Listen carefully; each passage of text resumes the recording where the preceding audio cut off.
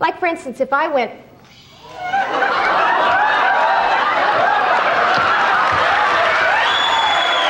The funniest Tonight Show moments came when guests pranked Johnny or Johnny pranked them. Are you crazy? These are the most funny pranks on Johnny Carson. Don Rickles, the Sinatra hijacker. I just was hanging around in the hall, and I said, Frank Sinatra's here, and I've never met him, you know. Marco Mangananzo was hurt. Ooh. Rickles crashes Sinatra's set and turns it into a roast right in front of Johnny. And that's why I just want to say, before we go any further, for 14 years, Johnny Carson kept saying, do you really know Frank? And I want you to know, Frank, I worship you and I love you. I really mean this, because since I'm a kid, I used to blow in girls' ears and hear you go, la-da-da-dee, and do it my way. I need a girl so bad. Carson later told his staff almost nobody could needle Sinatra like that and get away with it, but Rickles made the tension itself funnier. Sally Field, the shaving cream warrior. Now, I feel that...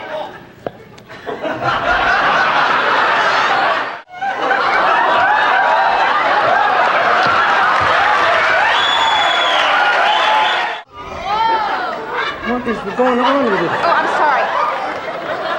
I could do that, you know.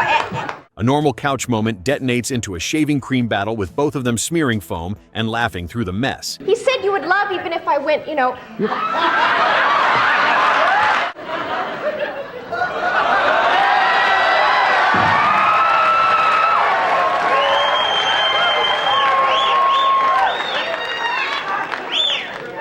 I hope he wasn't wrong.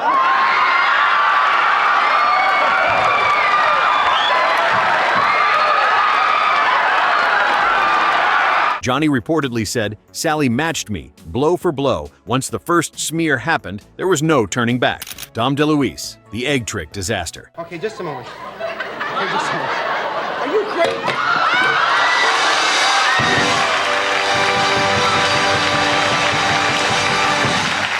Dom sets up an egg trick at the desk and confidently goes for the payoff. Then it doesn't land the way he promised.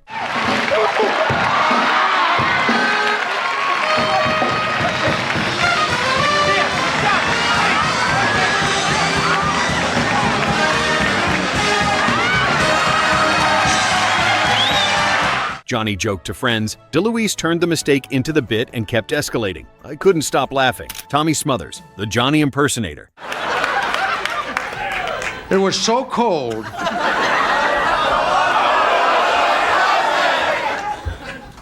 42 degrees.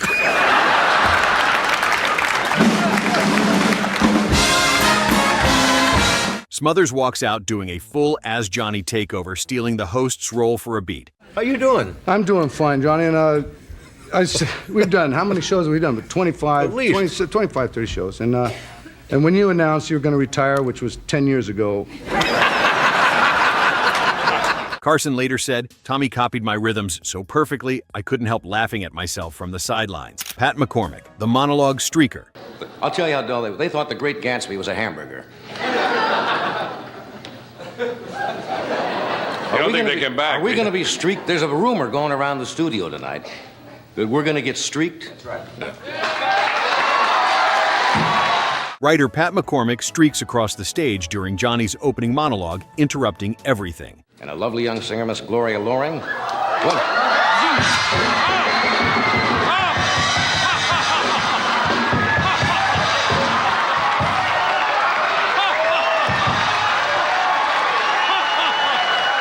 Carson joked to his producers, McCormick's writer's bet became a time capsule late-night moment. I had to keep the show moving while the room lost it. Mildred Holt, the 105-year-old assassin. You don't look, oh, come on, I don't know what somebody 105 is supposed to look like. You look better than I saw you then. Yeah.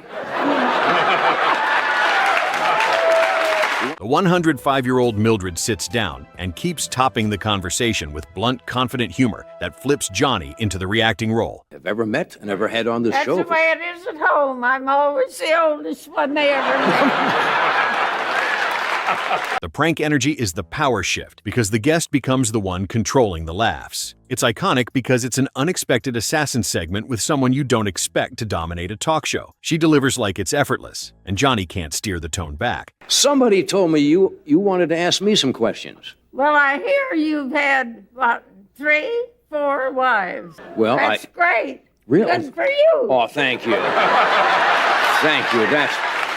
The audience loves watching this elderly woman out-funny the king of late night. Mildred's timing is sharper than most professional comedians. Carson tries setting up questions, but she hijacks every setup with her own punchlines. The age contrast makes every zinger land twice as hard. Michael Landon, the cat menu prankster.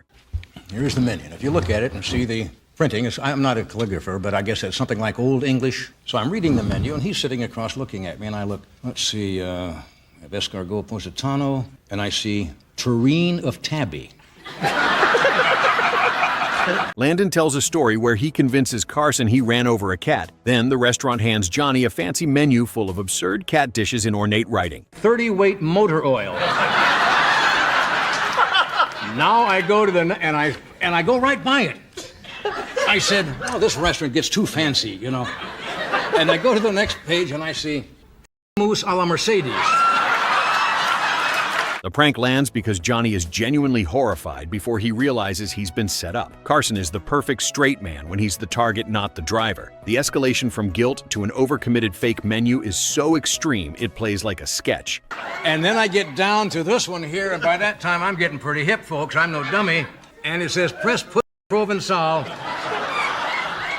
Landon commits to the story with such sincerity that Johnny's horror feels real. The menu details are elaborate enough to sell the gag completely. Carson's face goes through genuine grief before the reveal. The audience watches Johnny process the prank in real time. Landon's poker face during the setup is flawless. Rufus Hussey, the bean shooter sharpshooter. Here we go.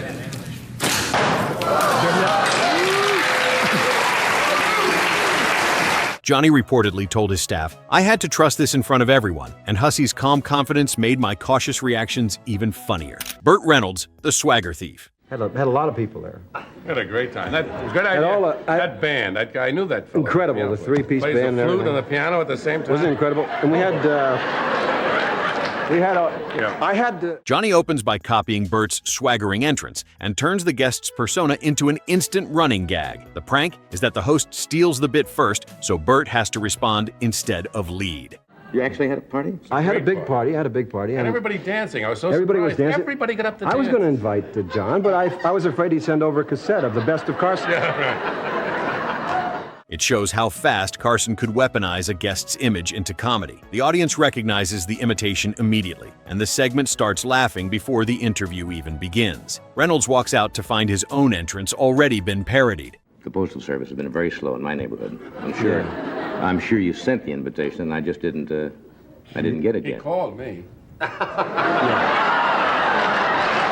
Johnny's exaggerated swagger perfectly captures Burt's cocky energy. The role reversal catches Reynolds off guard in the best way. Burt has to acknowledge the impression while trying to reclaim his own persona. Carson's timing on the entrance is so precise it gets instant applause. Reynolds laughs because he knows he's been beaten at his own game. Dean Martin, the anniversary crasher. It seems to me it's impossible for you to have an anniversary. You've only been married 7 months. Welcome to the club.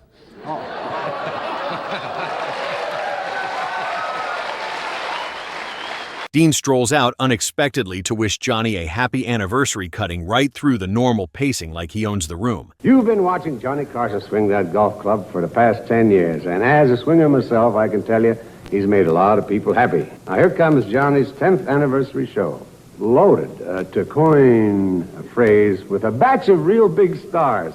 10 years, that's a long time. I'd drink to that. There's looking at you, Johnny. The prank is the casual drop-in with a superstar acting like the show is his living room. It's pure old-school Vegas energy colliding with late-night structure. Johnny has to balance surprise gratitude and getting control of the segment back. Dean's entrance feels effortless, like he just wandered onto the set. The audience erupts because Dean Martin doesn't do anything planned. Carson tries maintaining the interview with Buddy Hackett while Dean takes over. Martin's relaxed confidence makes the interruption feel like a favor. Johnny's professionalism fights his genuine excitement at seeing Dean. The segment becomes about managing two comedy legends at once. Dean treats the whole thing like he's visiting Johnny's house. Hackett sits there watching his segment get hijacked by Rat Pack royalty. Carson's reactions bounce between Dean and Buddy, creating comedy chaos. The anniversary wish feels sincere despite derailing the show. Dean eventually exits as casually as he entered. Johnny has to reset the entire tone after Dean leaves. The moment captures old Hollywood's spontaneous approach to television. Martin's Vegas cool makes the structure feel uptight by comparison. Carson later admitted he loved when Dean would just appear. The prank works because nobody expected Dean to care about anniversaries. Hackett's expression shows he knows he's been upstaged by a legend. John Wayne, the surprise legend. Now if I take a cigarette or a cigar... You can still have coffee, can't you? Yeah, I'll have a touch. Ooh, this is the kind of coffee I like. Wayne unexpectedly walks out and instantly flips the room, forcing Johnny to recalibrate the show in real time. Yeah, they said in the history books they get to you. they were not again coming up and letting them have it in the back. That's right. You know, if that was the way to do it. Well, that's the way I'd want to do it if I was scared of the guy.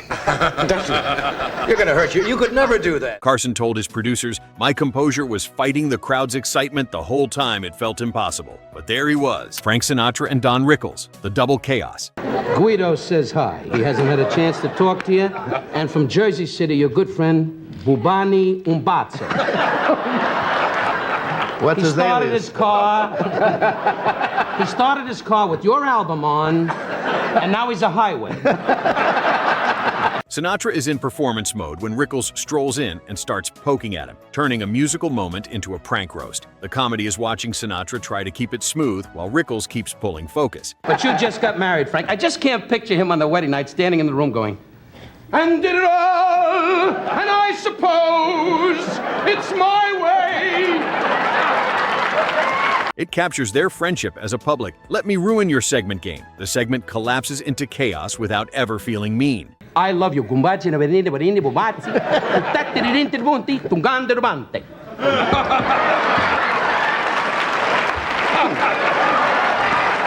Rickles interrupts Sinatra's singing like it's the most natural thing in the world. Frank maintains his crooner composure while Rickles needles him. The audience can't believe Rickles has the nerve to crash Sinatra's moment. Carson watches from the side, knowing this is television gold. Sinatra's smile shows he's enjoying the disruption despite the sabotage. Rickles treats the chairman of the board like just another target. The friendship between them makes the roasting acceptable. Frank fires back, proving he can match Rickles' energy. The musical performance becomes secondary to the comedy battle. Carson lets it play out, knowing intervention would ruin it. Sinatra's cool versus Rickles' chaos creates perfect comedy tension. The segment proves their real friendship through public mockery. Rickles makes jokes about Sinatra's toupee and mob connections. Frank responds with threats that sound affectionate. The audience loves watching two legends spar without scripts. Carson later said this was his favorite unplanned moment. The prank succeeds because Sinatra's in on the joke. Rickles' timing turns interruption into entertainment. The segment became one of Tonight Show's most replayed moments. Sinatra never got to finish his song, but nobody cared. Johnny Carson and Ed McMahon, the arm jumpers.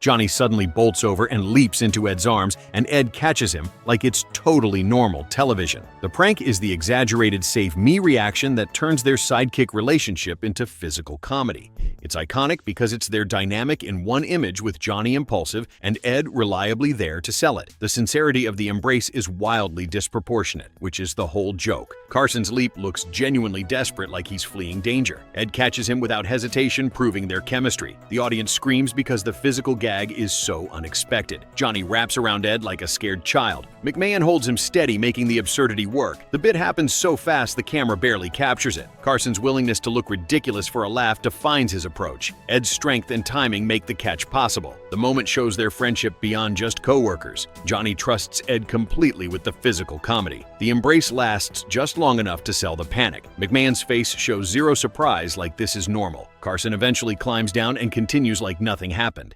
The audience takes a minute to stop laughing. Ed never breaks character, seeing the leap as routine. The prank works because both men commit totally. Johnny later called it one of his favorite spontaneous bits. Ed's reliable presence made Johnny's wildness possible. The leap became a symbol of their partnership. Carson knew Ed would always catch him literally and figuratively. The physical trust required made it funnier. Ed's deadpan acceptance elevated the absurdity. The bit proved Carson would do anything for a laugh. McMahon's steady presence was the perfect comedy foundation. These pranks created spontaneous comedy magic that made The Tonight Show legendary. Without these fearless guests willing to surprise Johnny, late-night television would have never been the same. Which prank on Johnny Carson do you think was the funniest? Let us know in the comments, and don't forget to subscribe to the channel for more classic TV moments. These pranks and the guests who pulled them are legendary.